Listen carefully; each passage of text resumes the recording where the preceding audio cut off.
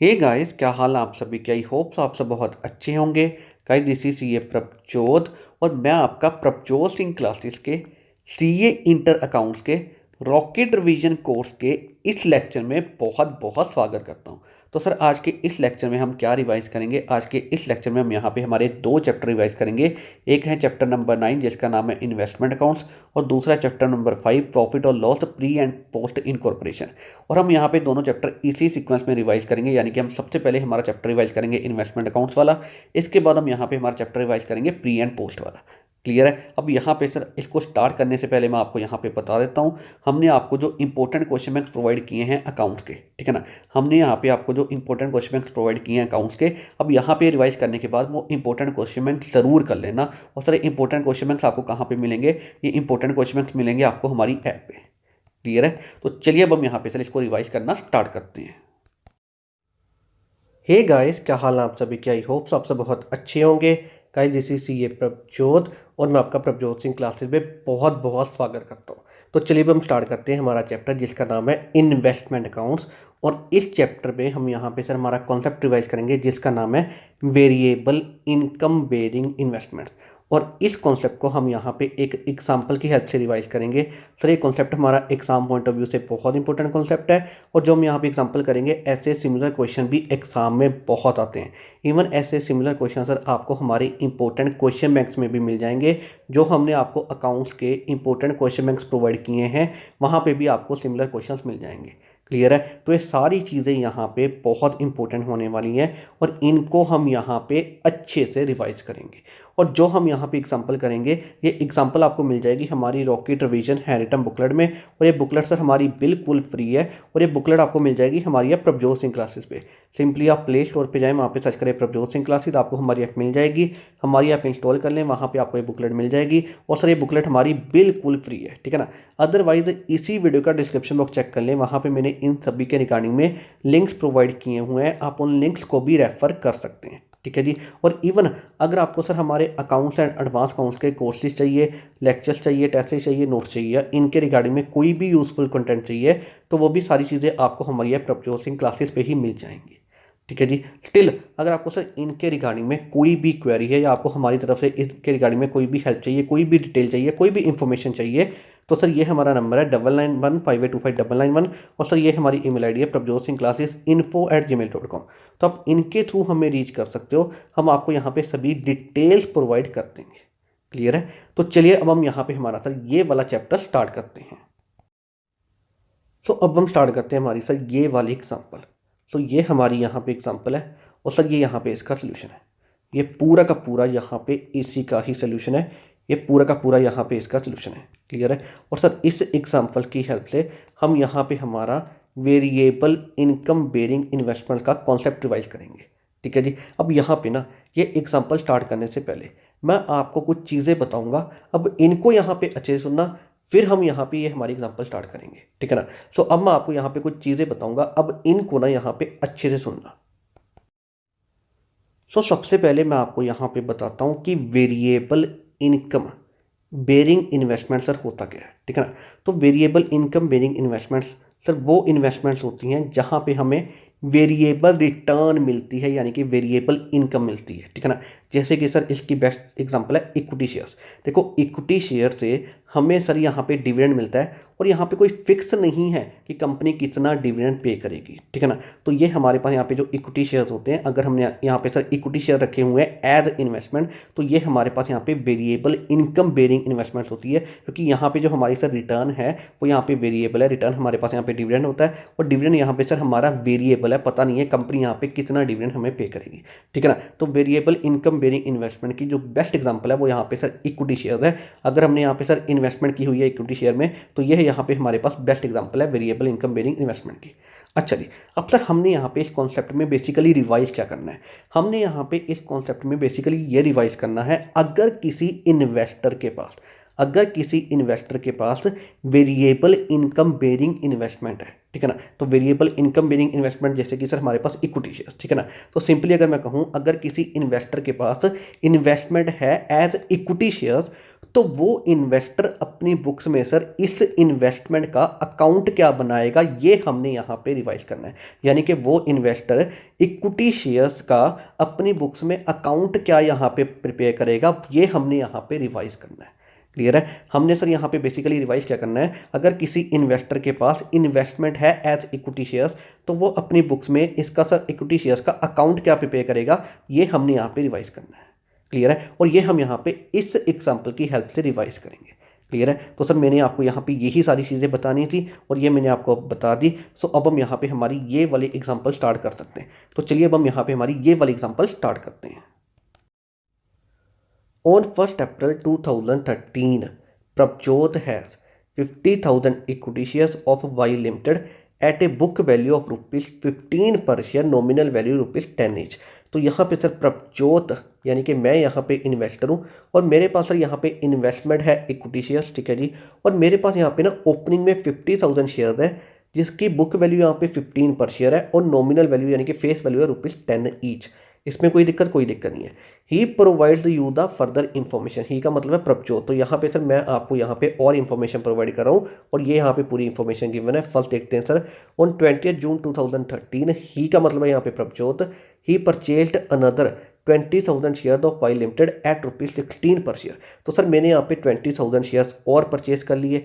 अच्छा जी, इसके बाद सर यहाँ पे second, on 1 August 2013, Y limited issued 1 equity bonus share for every 7 shares held by the share holder. तो यहाँ पे सर कंपनी ने बोनस शेयर इशू कर दिए और यहाँ पे फिर प्रभजोत ने बोनस शेयर कंपनी से रिसीव किए होंगे। अब सर कितने बनेंगे, इसके अकॉर्डिंगली वर्किंग कैसे होगी, हम यहाँ पे सारी चीज़ें देखेंगे, बट हम यहाँ पे सारी चीज़ें एक बार जस्ट रीड कर रहे हैं।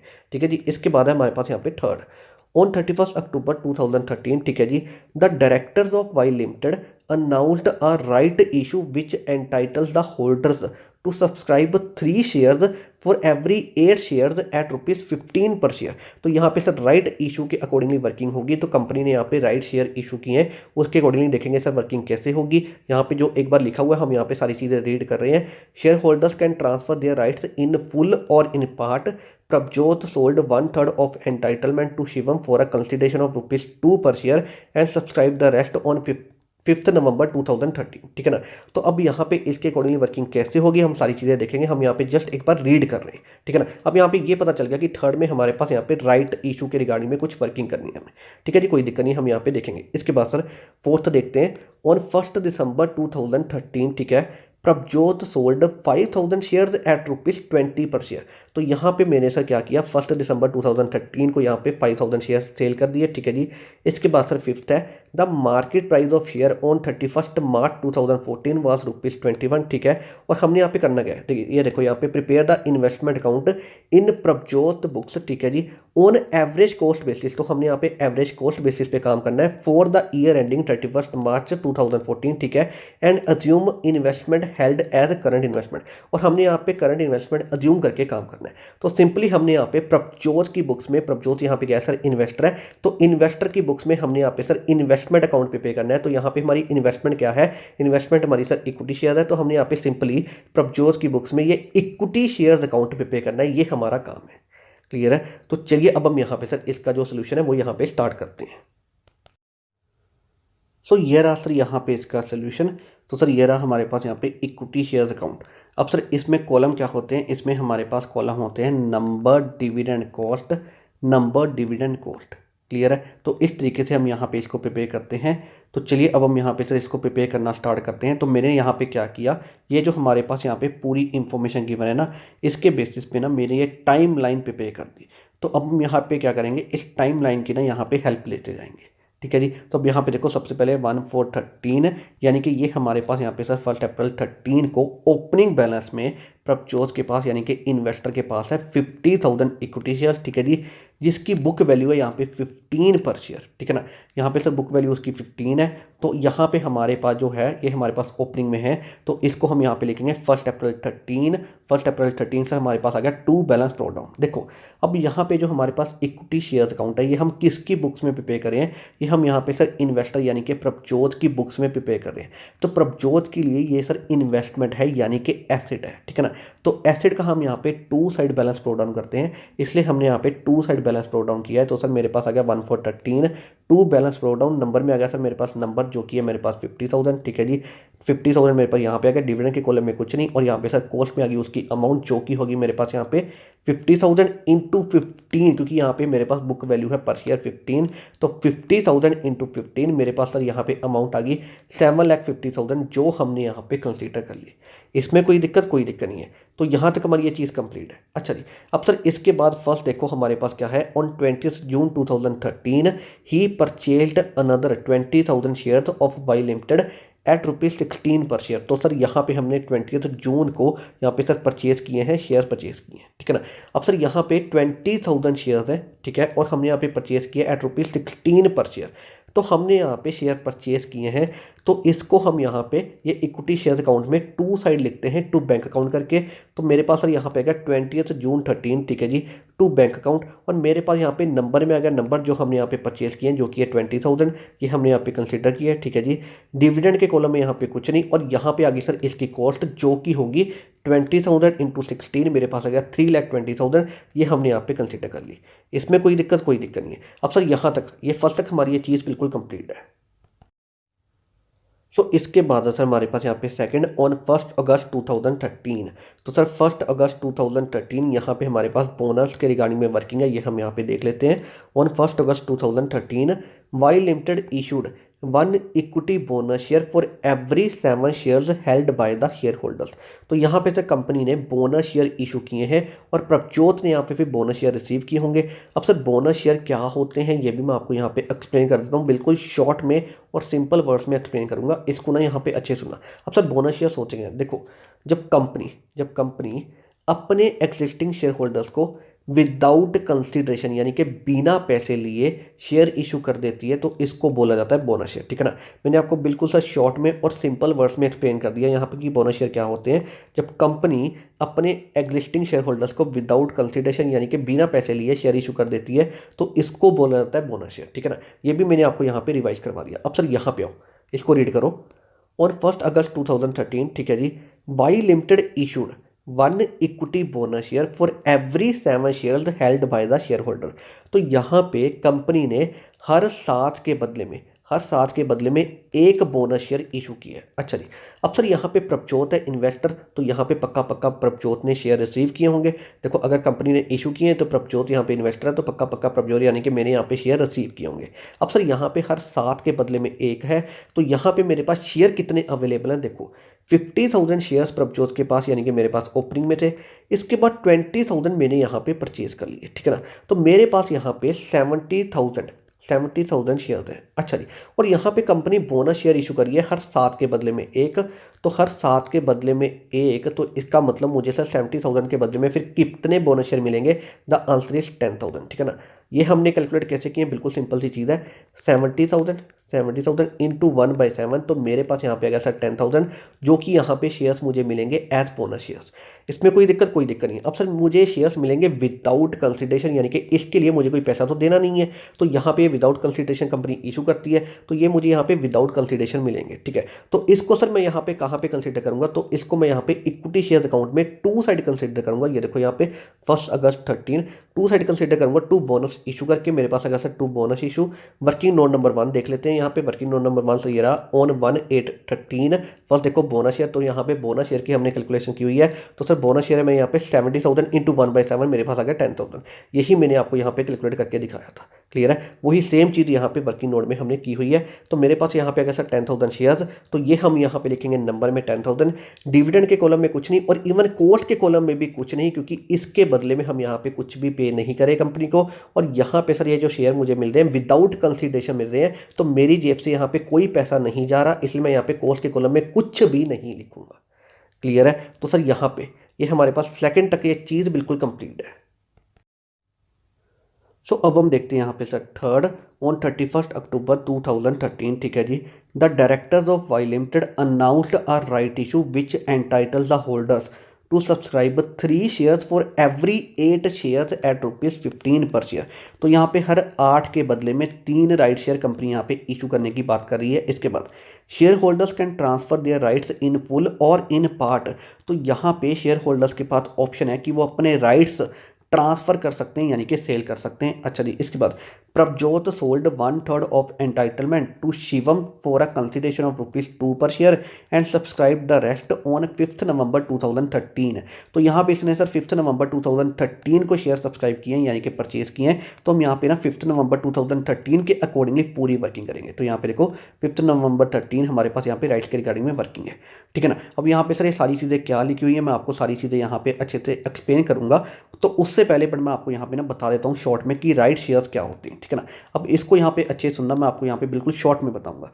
देखो, जब कंपनी अपने एग्जिस्टिंग शेयर होल्डर्स को राइट देती है कि वो कंपनी से सस्ते दाम में शेयर्स परचेज कर सकते हैं, तो इसको बोला जाता है राइट शेयर्स, ठीक है ना। जब कंपनी बिल्कुल सिंपल वर्ड्स में, बिल्कुल शॉर्ट में आपको बता रहा हूँ कि जब कंपनी अपने एग्जिस्टिंग शेयर होल्डर्स को राइट देती है कि वो उनसे सस्ते दाम में शेयर परचेज कर सकते हैं, तो इसको बोला जाता है राइट शेयर्स, ठीक है ना। अब सुनो यहाँ पे, अब सर कंपनी यहाँ पे अपने शेयर होल्डर्स को राइट दे रही है कि वो यहाँ पे सस्ते दाम पे शेयर परचेज कर सकते हैं। अब यहाँ पे ना शेयर होल्डर्स के पास ऑप्शन होता है कि वो यहाँ पे जो राइट है, अपने राइट शेयर लेने का ये जो राइट है, ये राइट्स यहाँ पे सेल कर सकते हैं, बिल्कुल। और यहाँ पे इसी के अकॉर्डिंगली वर्किंग होगी। यहाँ पे सर क्या हो रहा है, शेयर होल्डर ये जो शेयर लेने का राइट है, ये राइट सर यहाँ पे सेल कर रहा है और यहाँ पे कुछ जो शेयर है वो यहाँ पे परचेज कर रहा है। तो सर क्या यहाँ पे शेयर जो लेने का राइट होता है, क्या राइट्स यहाँ पे सेल हो सकते हैं? बिल्कुल हो सकते हैं। क्लियर है। अब यहाँ पे पूरी चीज़ हम दोबारा रीड करते हैं। यहाँ पे अवसर थर्ड में, ठीक है जी। ऑन 31 अक्टूबर 2013, ठीक है, the directors of Y limited announced a right issue which entitle the holder to subscribe 3 shares for every 8 shares at ₹15 per share. तो यहाँ पे हर 8 के बदले में 3 शेयर राइट शेयर यहाँ पे एक शेयर होल्डर ले सकता है, ठीक है ना। हर 8 के बदले में 3 यहाँ पे हम राइट शेयर्स ले सकते हैं। अच्छा नहीं, अब सर यहाँ पे प्रभजोत है इन्वेस्टर। अब यहाँ पे प्रभजोत इन्वेस्टर है, तो प्रभजोत यहाँ पे कितने शेयर्स ले सकता है? सबसे पहले हम ये कैलकुलेट करते हैं। हमारे पास यहाँ पे राइट शेयर्स कितने बनते हैं, पहले हम यहाँ पे ये कैलकुलेट करते हैं। अब यहाँ पे देखो, प्रभजोत के पास सर ओपनिंग में कितने हैं? 50,000 शेयर्स। इसके बाद सर प्रभजोत ने, यानी कि मैंने यहाँ पे परचेज किए 20,000। इसके बाद मुझे यहाँ पे सर बोनस में मिले 10,000, ठीक है ना। तो मेरे पास अब यहाँ पे 50,000 प्लस 20,000 प्लस यहाँ पे 10,000 मुझे बोनस में मिले, तो मेरे पास यहाँ पे 80,000 शेयर्स हो गए। 80,000 शेयर्स हो गए, इसमें कोई दिक्कत नहीं है। अब सर हम यहाँ पे हर 8 के बदले में 3 शेयर यहाँ पे राइट शेयर ले सकते हैं। तो हर 8 के बदले में अगर 3 है, हर 8 के बदले में 3 है, तो 80,000 के बदले में कितने हो गए यहाँ पे सर? 30,000, ठीक है ना। मैंने सिंपली यहाँ पे कैलकुलेट किया है 80,000 इंटू किया यहाँ पे सर मैंने 3/8, तो मेरे पास यहाँ पे आ गया 30,000। इसमें कोई दिक्कत नहीं है। तो 80,000 इंटू 3/8 मेरे पास यहाँ पे आ गया सर राइट शेयर, जो कि आ गया 30,000। तो हम यहाँ पे 30,000 राइट शेयर परचेज कर सकते हैं। मेरे पास अब यहाँ पे 30,000 राइट शेयर परचेज करने का राइट है। इसमें कोई दिक्कत नहीं। अब सर आगे देखते हैं, share holders can transfer their rights in full और इन पार्ट। तो मैं यहाँ पे ये जो 30,000 शेयर्स मेरे पास यहाँ पे शेयर्स परचेज करने का राइट है, अब मैं यहाँ पे ये राइट्स भी सेल कर सकता हूँ और यहाँ पे मैं सर ये शेयर्स भी परचेज कर सकता हूँ। क्लियर है। चाहे तो मैं यहाँ पे 30,000 शेयर्स, दोबारा सुनो, चाहे मैं ये 30,000 शेयर्स परचेज करने के ये जो मेरे पास सर राइट्स है, ये राइट्स यहाँ पे सेल कर दूँ, या मैं यहाँ पे जो 30,000 शेयर है ये शेयर्स यहाँ पे परचेज कर लूँ। इसके बाद सर मैं यहाँ पे क्या कर रहा हूँ, इसको रीड करो। Prabhjot sold 1/3 of entitlement to Shivam for a consideration of ₹2 per share. तो यहाँ पे मेरे पास 1/3 जो बनते हैं, अगर मैं 30,000 का 1/3 करूँ तो मेरे पास यहाँ पे बन जाएगा 10,000। तो मैं यहाँ पे 10,000 अपने राइट्स सेल कर रहा हूँ शिवम को for a consideration of ₹2 per share. तो 10,000 इंटू 2 मेरे पास यहाँ पे 20,000 की अमाउंट आ जाएगी। तो मैं यहाँ पे 10,000 के अपने राइट्स सेल कर रहा हूँ, यानी कि जो मेरे पास 10,000 शेयर्स लेने का राइट है वो मैं यहाँ पे राइट्स सेल कर रहा हूँ। यहाँ पे आ गया sir for a consideration of ₹2 per share, तो इंटू करेंगे 2, मेरे पास यहाँ पे 20,000 की अमाउंट आ जाएगी। इसमें कोई दिक्कत नहीं है। अब मैंने यहाँ पे राइट सेल की है और उसके बदले में मुझे यहाँ पे 20,000 मिल जाएंगे, ठीक है ना। And subscribe the rest on 5 November 2013। इसके बाद जो सर बच गए, तो बच कितने गए, 1/3 तो मैंने यहाँ पे राइट सेल कर दिया। इसके बाद यहाँ पे बच गए सर 2/3। तो अगर मैं यहाँ पे 30,000 का 2/3 करूँ तो मेरे पास आ गया 20,000।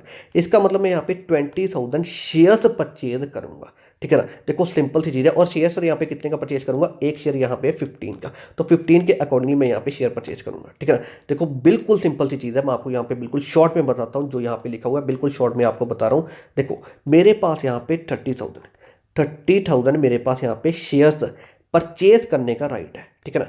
तो मैं इसमें क्या करूँगा, इसमें से 1/3, इसमें से जो मेरा सर 1/3 है उतने के तो मैं यहाँ पे राइट्स सेल कर दूंगा, यानी कि जो मेरे पास यहाँ पे 1/3 यानी कि 10,000 जो मेरे पास शेयर परचेज करने का राइट है, तो ये यहाँ पे मैं राइट सेल कर दूंगा, ठीक है जी, for a consideration of ₹2 per share. अच्छा जी, इसके बाद जो रिमेनिंग बच गई यानी कि रेस्ट बच गई मेरे पास यहाँ पे 2/3 मेरे पास यहाँ पे कितने बच गए 20,000, और ये 20,000 शेयर मैं यहाँ पे परचेज कर लूँगा और यहाँ पे सर एट 15 पर शेयर के अकॉर्डिंग, तो ये यहाँ पे पूरी की पूरी वर्किंग होगी। समझ में आ गया, हाँ जी सर। अब यहाँ पे सर इसके रिगार्डिंग में हम इसको कैसे कंसिडर करेंगे ये हम यहाँ पे देख लेते हैं। अब सर इसके रिगार्डिंग में हम यहाँ पे सबसे पहले देखते हैं हमारा ये वर्किंग नोट।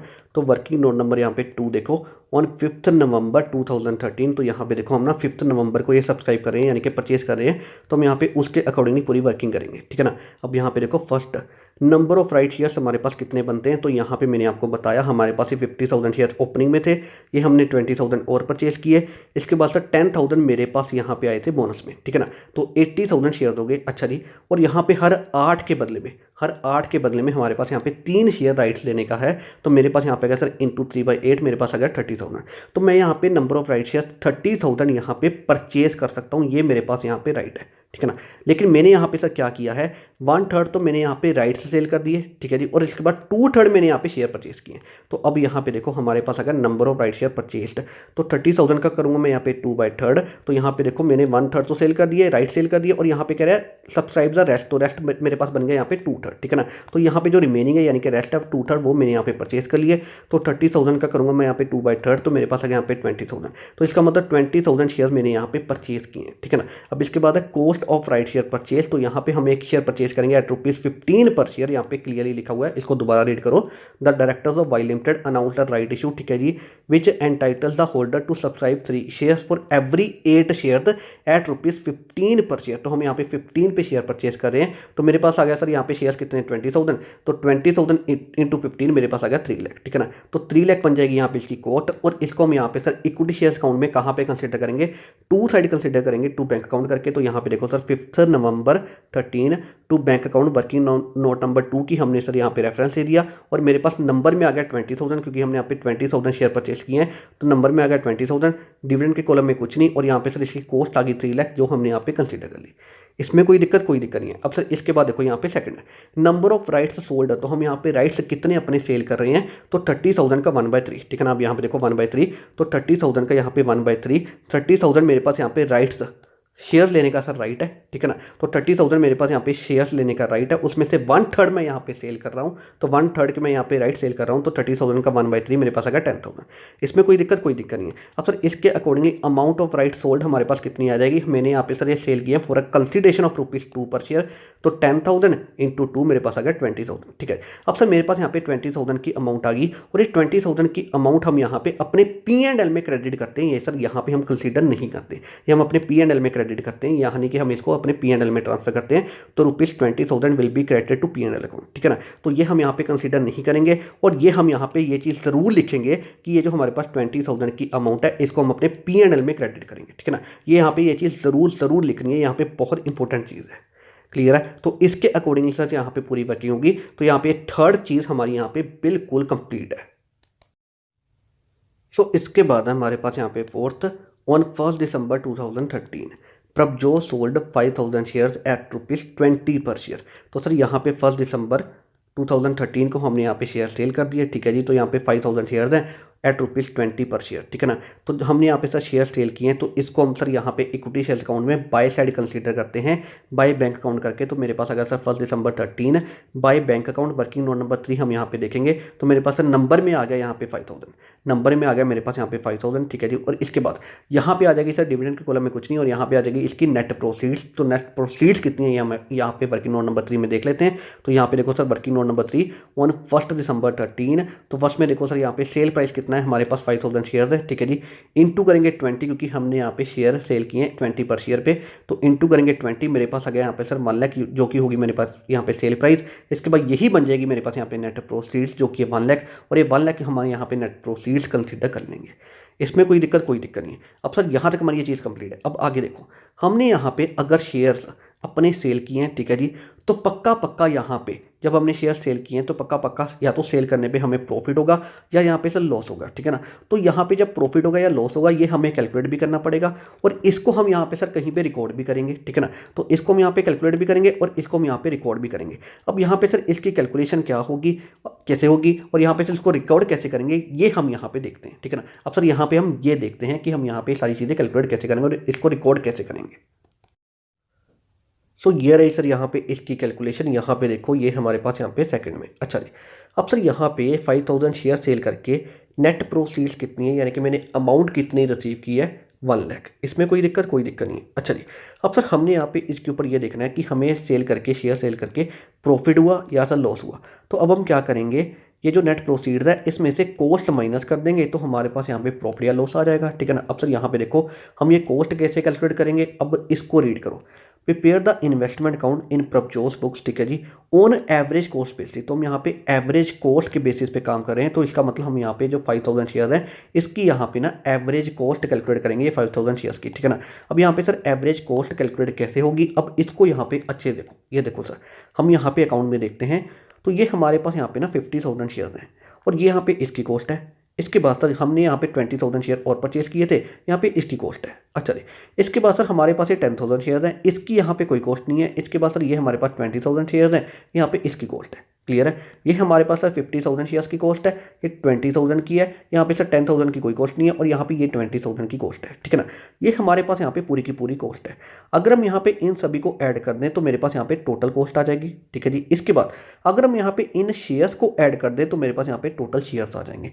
तो मेरे पास जो यहाँ पे कॉस्ट आएगी टोटल, इसको मैं सर टोटल शेयर से डिवाइड करूंगा तो मेरे पास इसके बाद यहाँ पे एक शेयर की एवरेज कॉस्ट आ जाएगी। क्लियर है, एक शेयर की एवरेज कॉस्ट। फिर मैं इंटू करूंगा 5000 क्योंकि मेरे पास यहाँ पे सर 5000 शेयर मैंने सेल किए हैं, मुझे 5000 शेयर्स की एवरेज कॉस्ट चाहिए। तो मैं इंटू करूंगा 5000, मेरे पास यहाँ पे 5000 शेयर्स की एवरेज कॉस्ट आ जाएगी। तो इस तरीके से हम यहाँ पे कॉस्ट कैलकुलेट करेंगे। क्लियर है, हमने सर इसी तरीके से वर्किंग की है। ये देखो यहाँ पे माइनस करेंगे कॉस्ट, तो सर कॉस्ट यहाँ पे कैलकुलेट हमने कैसे की है, ये देखो हमने यहाँ पे 7,50,000 कंसिडर किया, ये हमारे पास ये 50,000 की कॉस्ट है, ठीक है ना, ये हमने कंसिडर किया। इसके बाद प्लस किया इसमें 3,20,000, ये हमारे पास यहाँ पे ये 20,000 की कॉस्ट है, ठीक है जी। इसके बाद प्लस करेंगे हम यहाँ पे 3 लाख, तो यहाँ पे 10,000 की तो कोई कॉस्ट नहीं है, तो यहाँ पे ये जो हमारे पास 3 लाख कॉस्ट है, ये यहाँ पे ये 20,000 की कॉस्ट है, ये हमने यहाँ पे कंसिडर किया। अच्छा जी, अब सर हमारे पास यहाँ पे इन सभी की कॉस्ट हमने कंसिडर कर ली, तो ये मेरे पास यहाँ पे टोटल कॉस्ट आ गई, ठीक है जी।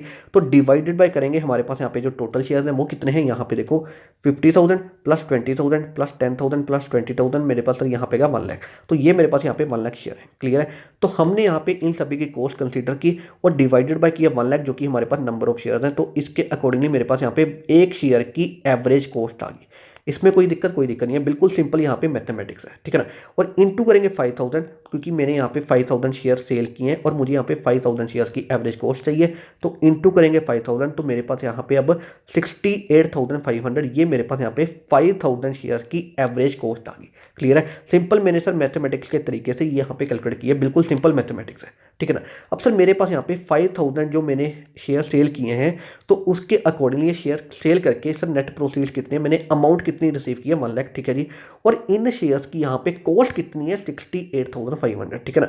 तो कॉस्ट यहाँ पे कम है, जो मैंने यहाँ पे सर नेट प्रोसीड्स रिसीव किए वो यहाँ पे ज़्यादा है, तो क्लियरली मुझे सर यहाँ पे प्रॉफिट हो गया। प्रॉफिट कितना हुआ है 1 लाख माइनस 68,500, जो कि आ गया मेरे पास 31,500, ये मेरे पास सर यहाँ पे प्रॉफिट हो गया इसको सेल करके। क्लियर है, और इस प्रॉफिट को हम यहाँ पे फिर कंसीडर करेंगे। सर कंसीडर कहाँ पे करेंगे, हम इसको ना टू साइड लिखते हैं, टू P&L अकाउंट करके।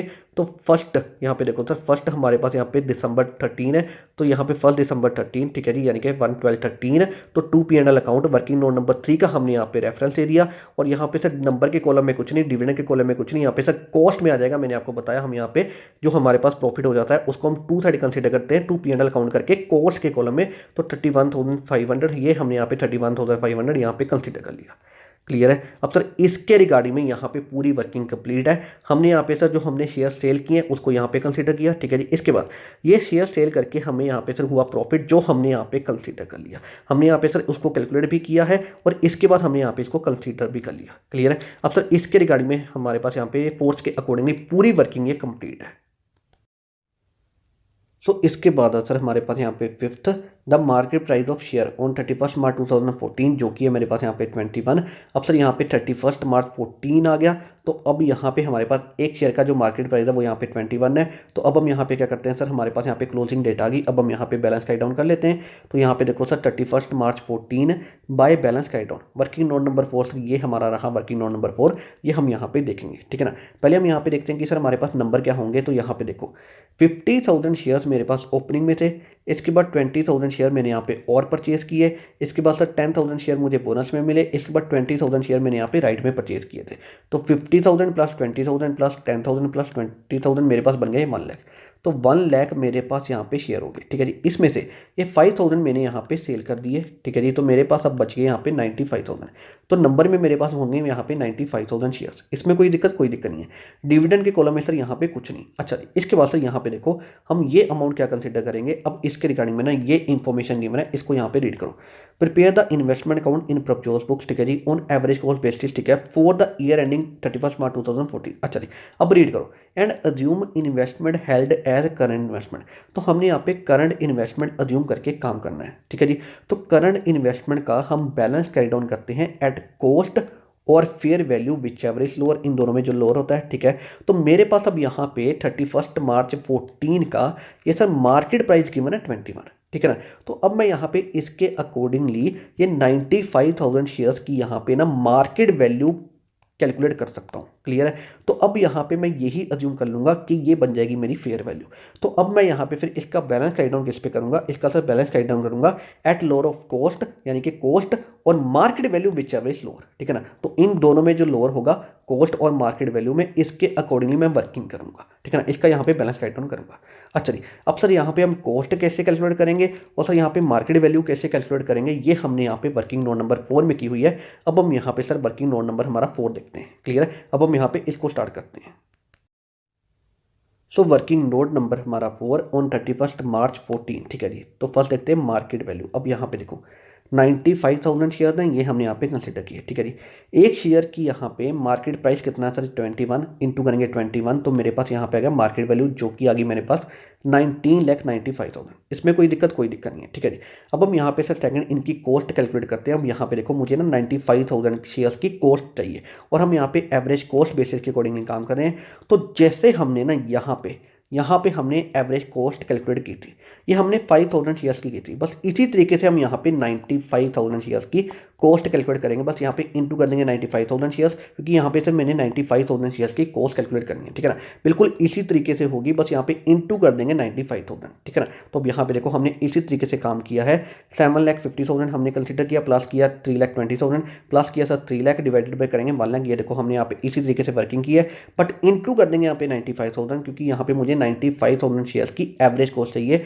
अब यहाँ पे सर कैलकुलेट करने के बाद मेरे पास यहाँ पे सर इसकी कॉस्ट आ गई 13,01,500। क्लियर है। अब सर इन दोनों में लोअर क्या है सर, यहाँ पे 13,01,500 लोअर है, तो हम यहाँ पे इस पे वैल्यू करेंगे डेट इज कॉस्ट और market value which average less, ठीक है ना। तो दोनों में जो यहाँ पे लोअर होगा यानी कि लेस होगा, उस पर हम यहाँ पे इसको वैल्यू कर देंगे। तो हम यहाँ पे सर 13,01,500 पे इसको यहाँ पे कंसिडर कर लेंगे। क्लियर है। अब यहाँ पे सर ये सारी चीज़ें करने के बाद मेरे पास यहाँ पे नंबर का कॉलम टैली हो जाएगा, डिविडेंड के कॉलम में तो हमारे पास कुछ है ही नहीं, और इसके बाद सर कॉस्ट का कॉलम भी यहाँ पे टैली हो जाएगा, और इसी के अकॉर्डिंगली हमारे पास यहाँ पे इक्विटी शेयर्स अकाउंट यहाँ पे बिल्कुल हमारा कंप्लीट हो जाएगा। सो ये है सर हमारा यहाँ पे इक्विटी शेयर्स अकाउंट, और ये हमने यहाँ पे प्रिपेयर किया है इन्वेस्टर यानी कि प्रभजोत की बुक्स में। क्लियर है। और हमने यहाँ पे ये सर इन्वेस्टमेंट अकाउंट यानी कि इक्विटी शेयर्स अकाउंट ही प्रिपेयर करना था, और ये हमने यहाँ पे कर दिया, और इसी के अकॉर्डिंगली हमारी यहाँ पे ये वाली एग्जाम्पल भी यहाँ पे बिल्कुल कंप्लीट है। सो इसी के साथ सर हमारा यहाँ पे ये वाला चैप्टर भी बिल्कुल कंप्लीट है। हमने इस चैप्टर में वेरिएबल इनकम बेरिंग इन्वेस्टमेंट का कॉन्सेप्ट ही रिवाइज करना था, और वो भी एक एग्जांपल की हेल्प से, और हमने यहाँ पे इस एग्जांपल की हेल्प से हमारा सर ये वाला कॉन्सेप्ट बहुत अच्छे से रिवाइज कर लिया। क्लियर है। तो इसी के साथ हमारा यहाँ पे ये वाला चैप्टर भी बिल्कुल कंप्लीट है। हे गाइस, क्या हाल है आप सभी के? आई होप्स आप सब बहुत अच्छे होंगे। गाइस, दिस इज ये प्रभजोत और मैं आपका प्रभजोत सिंह क्लासेस में बहुत बहुत स्वागत करता हूं। तो चलिए अब हम स्टार्ट करते हैं हमारा चैप्टर जिसका नाम है प्रॉफिट और loss pre and post incorporation. Clear है? और इस चैप्टर में हम अपना सर कॉन्सेप्ट रिवाइज करेंगे जिसका नाम है calculation of pre incorporation profit and losses and post incorporation profit and losses. और इस कॉन्सेप्ट को हम यहाँ पे एक एग्जाम्पल की हेल्प से रिवाइज करेंगे। तो सर ये कॉन्सेप्ट हमारा एग्जाम पॉइंट ऑफ व्यू से बहुत इंपॉर्टेंट कॉन्सेप्ट है और जो हम यहाँ पे एग्जाम्पल करेंगे ऐसे सिमिलर क्वेश्चंस भी एग्जाम में बहुत आते हैं। इवन ऐसे सिमिलर क्वेश्चन सर आपको हमारे इंपॉर्टेंट क्वेश्चन बैंक्स में भी मिल जाएंगे।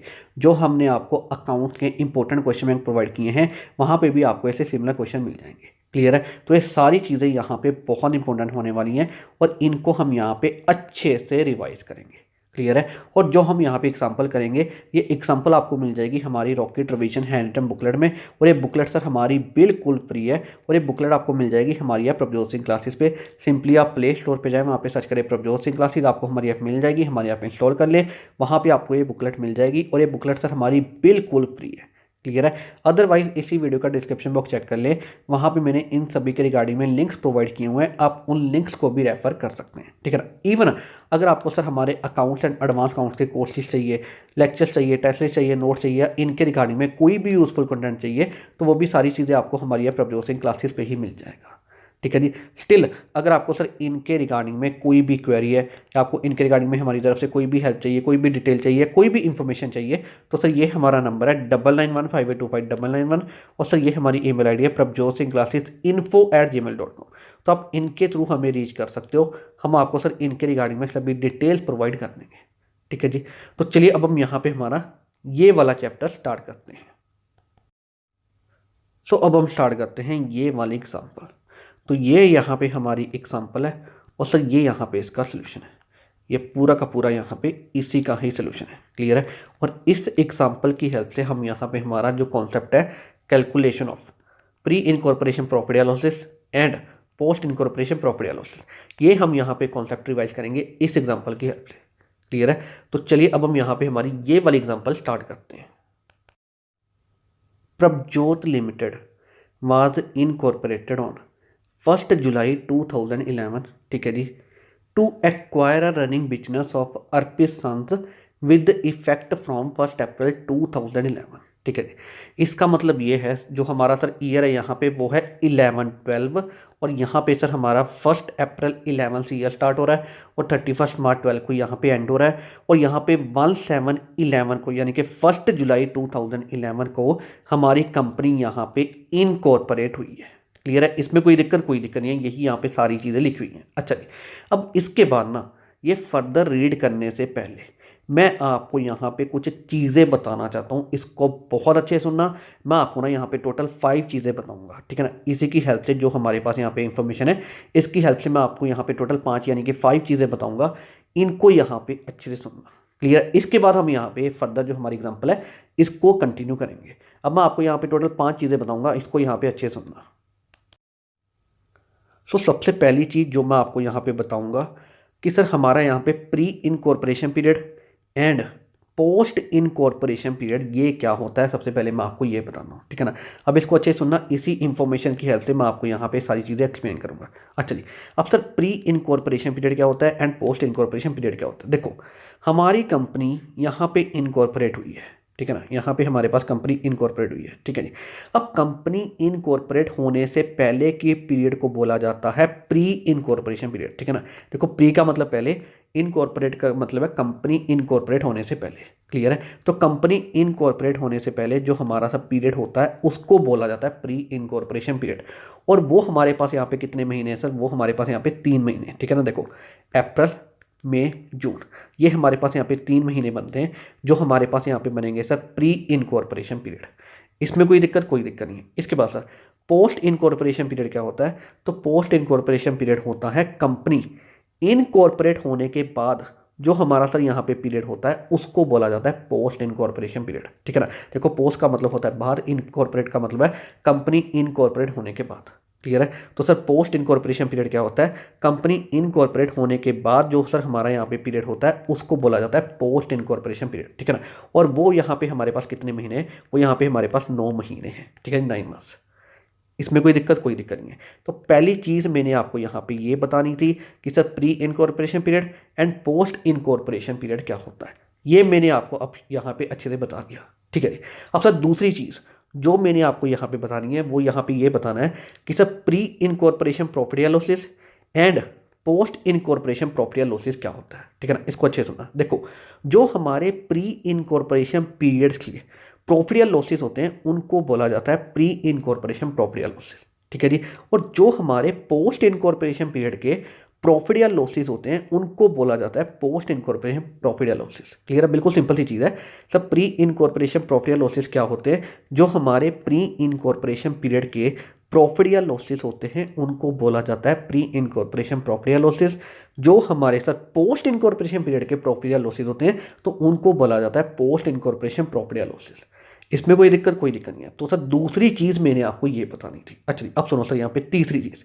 अब sir pre incorporation sales and post incorporation sales क्या होती है, मैं आपको ये बताता हूँ। देखो, जो हमारी प्री इनकॉर्पोरेशन पीरियड की सेल्स होती है उसको बोला जाता है प्री इनकॉर्पोरेशन सेल, और जो हमारी सर पोस्ट इनकॉर्पोरेशन पीरियड की सेल होती है उसको बोला जाता है पोस्ट इनकॉर्पोरेशन सेल।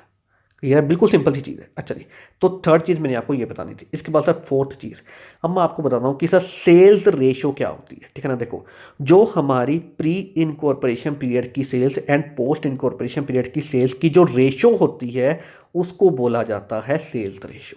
क्लियर है, फोर्थ चीज़ मैंने आपको ये बतानी थी, ठीक है जी। फिफ्थ चीज़ मैं आपको बताता हूँ कि यहाँ पे सर टाइम रेशो क्या होती है। देखो, जो हमारी pre incorporation period and sir post incorporation period की जो रेशो होती है उसको बोला जाता है टाइम रेशो।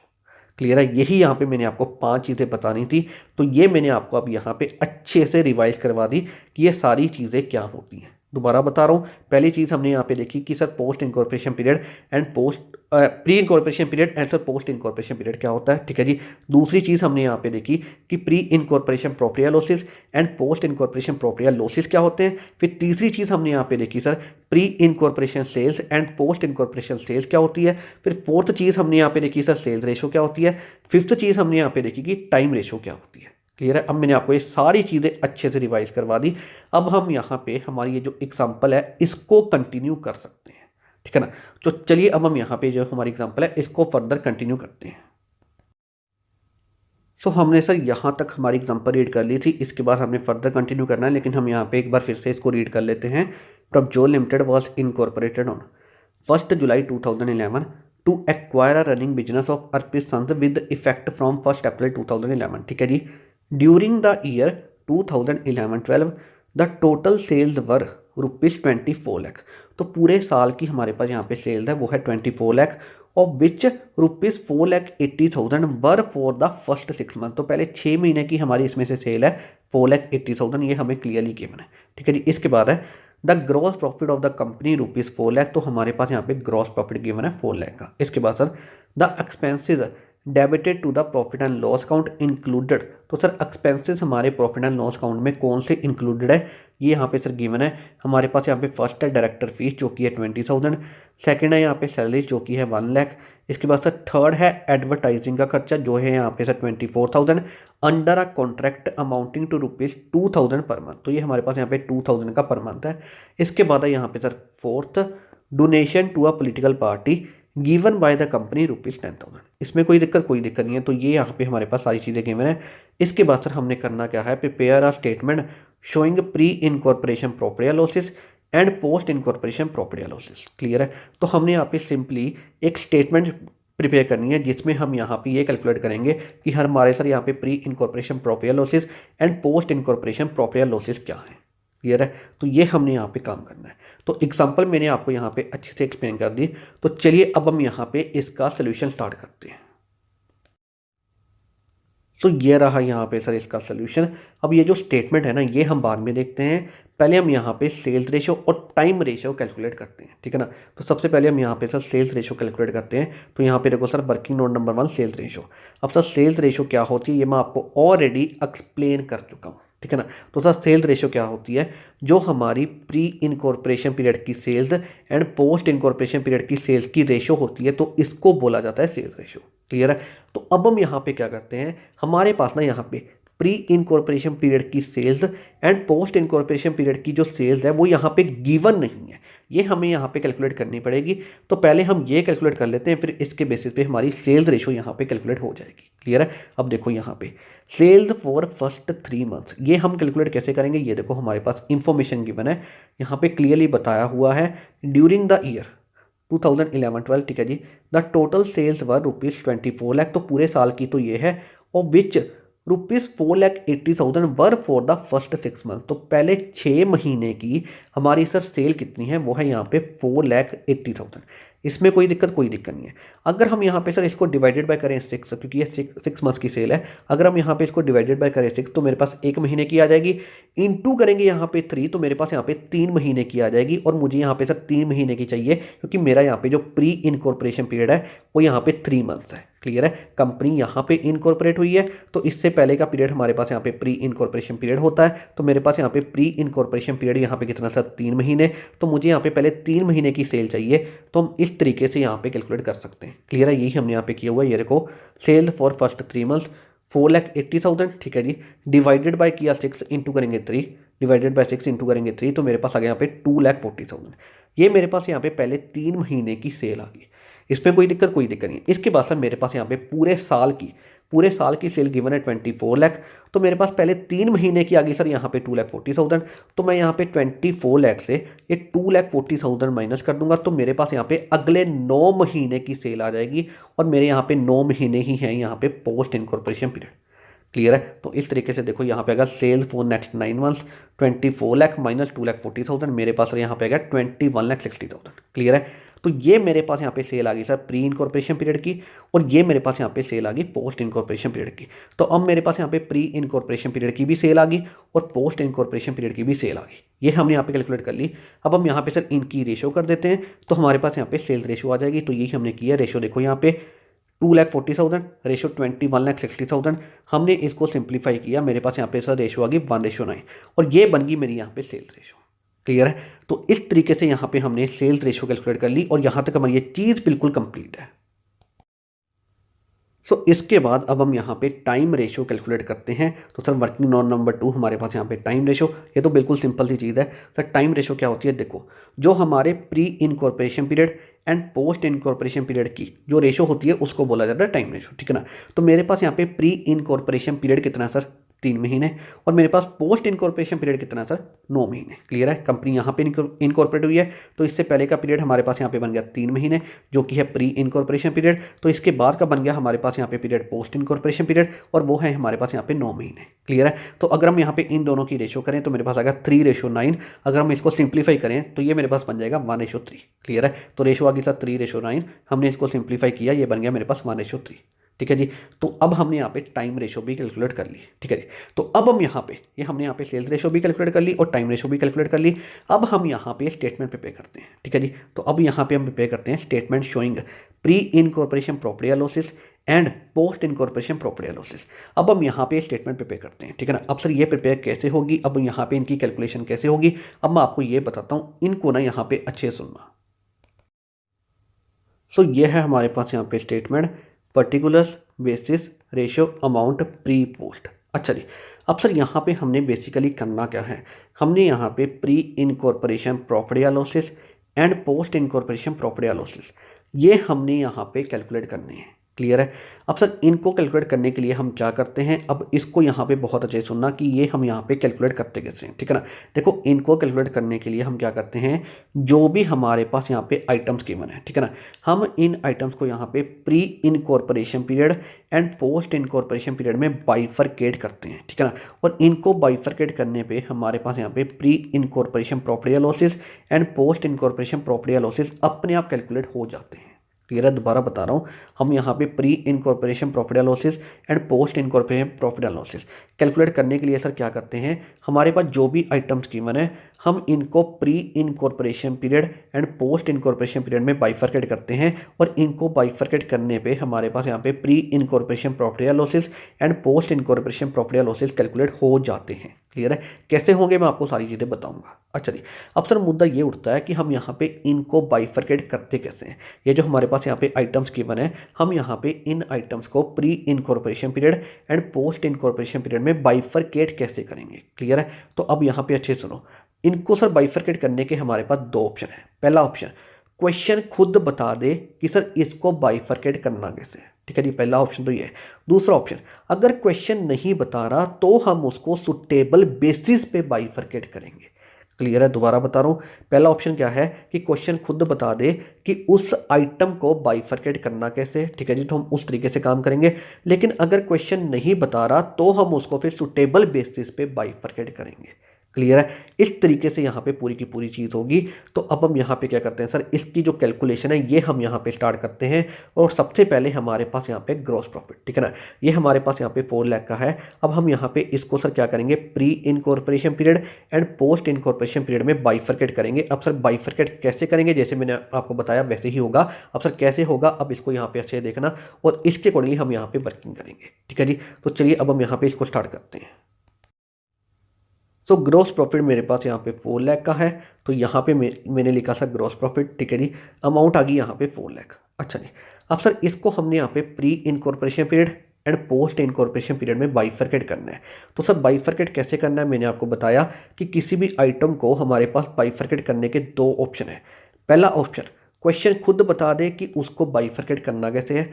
दूसरा ऑप्शन, अगर क्वेश्चन नहीं बता रहा तो हम सुटेबल बेसिस पे जाएंगे। तो यहाँ पे बताओ, क्या क्वेश्चन ने बताया है कि सर इसको बाइफरकेट करना कैसे है। यह जो हमारे पास ग्रॉस प्रॉफिट है, ध्यान से सुनो, इसके बारे में कोई इन्फॉर्मेशन नहीं है। ठीक है ना, तो फिर हम क्या करेंगे, इसको सुटेबल बेसिस पे बाइफरकेट करेंगे।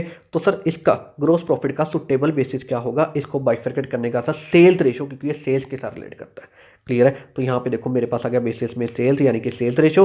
रेशो कितनी है सर इसकी, 1:9, ये हम ऑलरेडी कैलकुलेट कर चुके हैं। तो अब हम 4 लाख को इस रेशो में बाइफरकेट कर देंगे। तो मेरे पास आ गया यहाँ पे प्री में 40,000, पोस्ट में आ गया 3,60,000। इसमें कोई दिक्कत नहीं है। तो इस तरीके से हम यहाँ पे चीज़ करते हैं। तो ग्रॉस प्रॉफिट हमने यहाँ पे सर बाइफरकेट कर दिया, इसमें यहाँ पे बिल्कुल हमारी ये चीज़ बिल्कुल कंप्लीट है।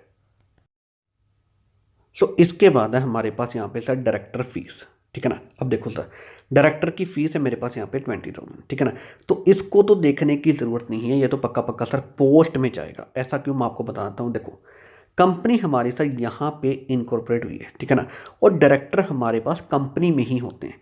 तो कंपनी अगर यहाँ पे इनकॉर्पोरेट हुई है तो पक्का पक्का इसके बाद ही डायरेक्टर आए होंगे, और इसके बाद ही डायरेक्टर की फीस का जो खर्चा है वो यहाँ पे इंकर हुआ होगा।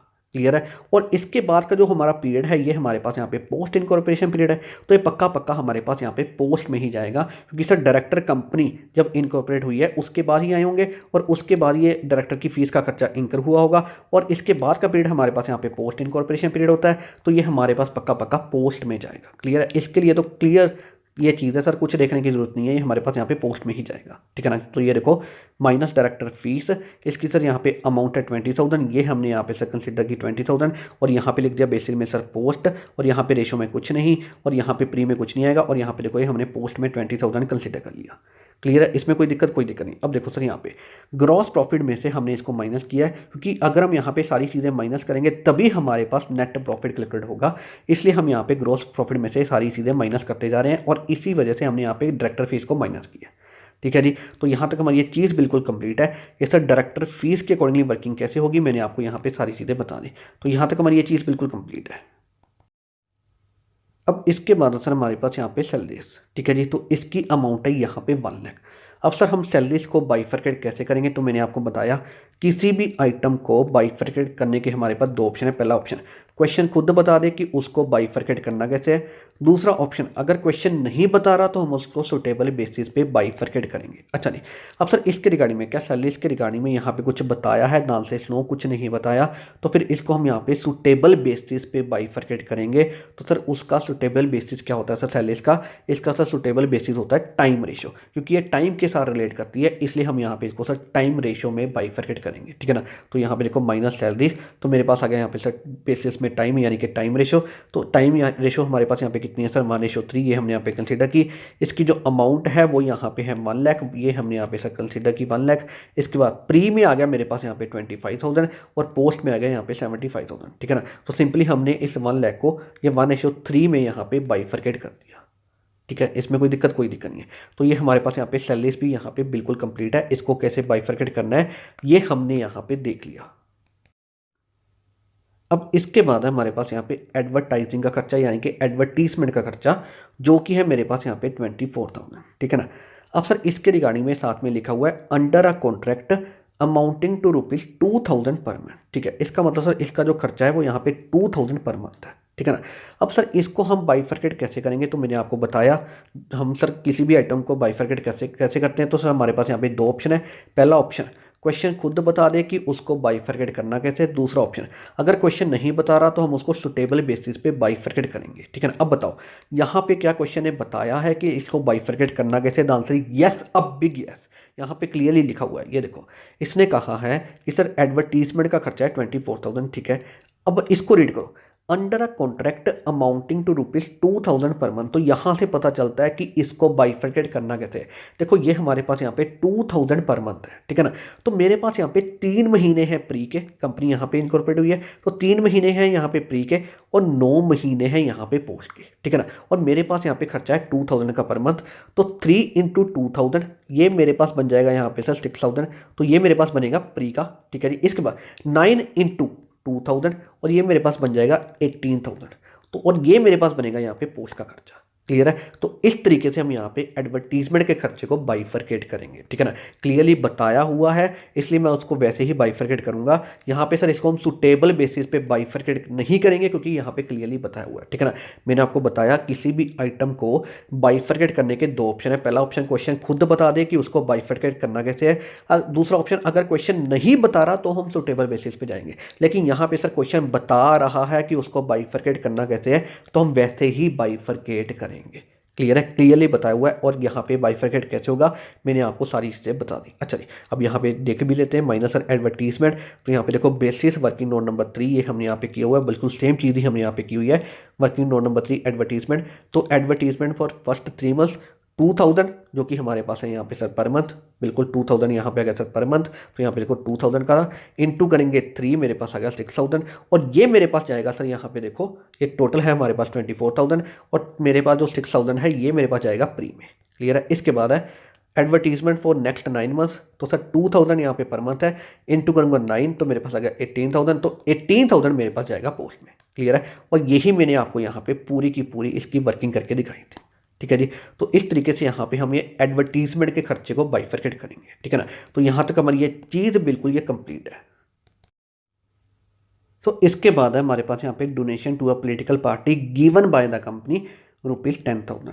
अच्छा जी, अब सर हमारे पास यहाँ पे डोनेशंस का खर्चा है तो इसको हम बाइफरकेट कैसे करेंगे, ठीक है ना। देखो सिंपल सी चीज़ है, मैंने आपको बताया किसी भी आइटम को बाइफरकेट करने के हमारे पास 2 ऑप्शन है। पहला ऑप्शन क्वेश्चन खुद बता दे कि उसको बाइफरकेट करना कैसे है। दूसरा ऑप्शन अगर क्वेश्चन नहीं बता रहा तो हम उसको सुटेबल बेसिस पे बाइफरकेट करेंगे, ठीक है ना। सुटेबल बेसिस पे तभी आना है अगर क्वेश्चन नहीं बता रहा। तो अब हम यहाँ पे देखते हैं क्या क्वेश्चन बता रहा है या नहीं बता रहा। तो एक बार इसको फिर से रीड करते हैं, donation to a political party given by the company ₹10,000। एक बार फिर से रीड करो, donation to a political party, ठीक है जी, given by the company, by the company, by the company. तो यहां से पता चल रहा है क्वेश्चन बता रहा है कि इसको बाइफरकेट करना कैसे है, ठीक है ना। देखो सर कंपनी कहाँ पे इनकॉर्पोरेट हुई है, कंपनी यहाँ पे इनकॉर्पोरेट हुई है। क्लियर है। तो इसके बाद ही पक्का पक्का कंपनी ने डोनेशन का खर्चा किया होगा, इसके बाद ही कंपनी ने डोनेशन दी होगी, क्योंकि यहाँ पे डोनेशन कंपनी दे रही है तो कंपनी यहाँ पे इनकॉर्पोरेट हुई है तो इसके बाद ही कंपनी ने डोनेशन दी होगी। तो पक्का पक्का इसके बाद का पीरियड जो हमारा होता है वो सर कौन सा होता है, वो सर हमारा होता है पोस्ट इनकॉर्पोरेशन पीरियड। तो ये पक्का पक्का हमारे पास पोस्ट में जाएगा, ये क्लियरली क्वेश्चन ने बताया हुआ है। क्वेश्चन में सर लैंग्वेज ऐसी है, क्वेश्चन में इंफॉर्मेशन ऐसी है जिसके अकॉर्डिंगली यहाँ पे क्लियरली पता चल रहा है कि ये हमारे पास पोस्ट में जाएगा। क्लियर है। तो यहाँ पे देखो हमारे पास अगर माइनस डोनेशंस, इसकी सर अमाउंट कितनी है 10,000, ये हमने यहाँ पे सर कंसीडर किया। और यहाँ पे अगर सर बेसिस में पोस्ट रेशो में आएगा कुछ नहीं, और यहाँ पे सर प्री में कुछ नहीं, और यहाँ पे पोस्ट में आ गया 10,000। इसमें कोई दिक्कत नहीं है। तो सर यहाँ तक हमारी ये चीज़ ये बिल्कुल यहाँ पे कंप्लीट है। सो इसके बाद हमारे पास यहाँ पे और तो कोई आइटम है नहीं, तो अब हम यहाँ पे सर हमारा नेट प्रॉफिट कैलकुलेट कर देते हैं। तो यहाँ पे देखो ये हमारे पास ग्रॉस प्रॉफिट है, ठीक है जी। इसमें से हम ये सारी चीज़ें माइनस करेंगे। तो अब मेरे पास ये माइनस करने के बाद ये मेरे पास आ गया सर नेट प्रॉफिट, ये आ गया मेरे पास यहाँ पे टोटल में। इसके बाद सर ये मेरे पास आ गया यहाँ पे प्री का, और ये मेरे पास आ गया यहाँ पे पोस्ट का। क्लियर है। तो इस तरीके से हमने यहाँ पे प्री इनकॉर्पोरेशन प्रॉफिट या losses and post incorporation profit या लॉसेस कैलकुलेट कर लिए, ठीक है ना। तो मैंने आपको क्या बताया था, मैंने आपको ये बताया था कि हम यहाँ पे प्री इनकॉर्पोरेशन प्रॉफिट या losses and post incorporation profit या लॉसेस कैलकुलेट कैसे करते हैं। तो मैंने आपको बताया कि प्री इनकॉर्पोरेशन प्रॉफिट या losses and post incorporation profit या लॉसेस कैलकुलेट करने के लिए हम यहाँ पे जो भी हमें आइटम्स गिवन है हम उनको सब pre incorporation period and post incorporation period में बाइफरकेट करेंगे, ठीक है ना। और इनको बाइफरकेट करने पे हमारे पास यहाँ पे प्री इनकॉर्पोरेशन प्रॉफिट या losses and post incorporation profit या लॉसेस अपने आप कैलकुलेट हो जाएंगे, ठीक है ना। तो यहाँ पे देखो हमने ये किया, हमारे पास यहाँ पे ये सभी आइटम्स गिवन थी, हमने इनको यहाँ पे pre incorporation period and post incorporation period में यहाँ पे बाइफरकेट कर दिया, ठीक है ना। और इनको बाइफरकेट करने पे हमारे पास यहाँ पे देखो ये प्री इनकॉर्पोरेशन प्रॉफिट या losses and post incorporation profit या लॉसेस अपने आप यहाँ पे कैलकुलेट होकर आ गया। क्लियर है। यही चीज़ मैंने आपको यहाँ पे एक्सप्लेन की थी और हमने यहाँ पे इसी के अकॉर्डिंग वर्किंग की है और यही हमारे पास यहाँ पे कैलकुलेट होकर आ गया, ठीक है जी। और हमने यहाँ पे सर यही चीज़ें कैलकुलेट करनी थी और ये हमने यहाँ पे कर दी और इसी के अकॉर्डिंगली हमारे पास यहाँ पे ये वाली एग्जांपल यहाँ पे बिल्कुल कंप्लीट है। सो इसी के साथ हमारा यहाँ पे ये वाला चैप्टर भी बिल्कुल कंप्लीट है। हमने इस चैप्टर में calculation of pre incorporation profit या losses and post incorporation profit या लॉसेस ये कॉन्सेप्ट यहाँ पे रिवाइज करना था एक एग्जांपल की हेल्प से, और हमने यहाँ पे इस एग्जांपल की हेल्प से ये वाला कॉन्सेप्ट यहाँ पे अच्छे से रिवाइज कर लिया। क्लियर है। तो इसी के साथ हमारा यहाँ पे ये वाला चैप्टर भी बिल्कुल कंप्लीट है। तो इसी के साथ सर अब हम यहाँ पे हमारा आज का लेक्चर एंड करते हैं। आई होप आपको ये लेक्चर अच्छा लगा होगा। तो अब हम यहाँ पे इस लेक्चर को एंड करते हैं। तो thank you very much for watching this lecture.